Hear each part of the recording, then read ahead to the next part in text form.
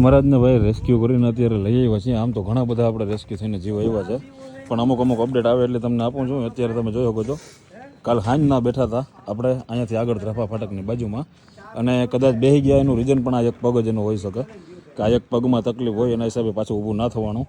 અને અત્યારે આપણે કહી શકીએ કે અહીંયા લઈ આવ્યા પછી ઘોડીમાં ચડાવી દીધા ને એટલે ત્રણ પગમાં ઘડીક વાર ટૂંકમાં કસરત ને આપણે માલિશ ને એવું બધું કર્યું એટલે અત્યારે એમાં વાંધો નથી. આ એક પગ છે ને એ સેજ ખોડવામાં તકલીફ છે, તમે જોઈ શકો છો આ બાજુની સાઈડથી આ પગમાં.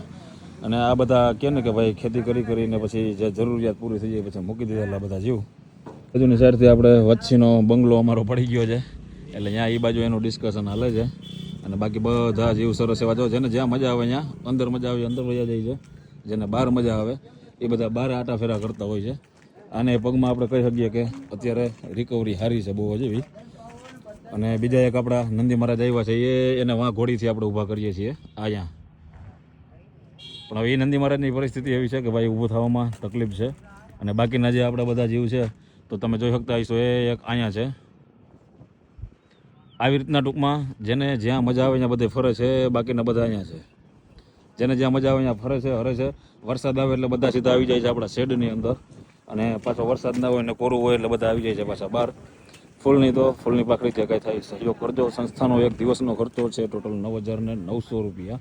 અને બાકી પ્રભુજીઓના ભોજનમાં, ગાય માતાજીઓના ભોજનમાં, સારવારમાં જેમાં તમને યોગ્ય લાગે એમાં ભાગ લેજો. હાલો ફાઇનલી નંદી મહારાજ જમી લે એટલે આપણે થોડું ઘણું પાછું એના પગમાં આપણે પાણીથી માલિશ કરીએ.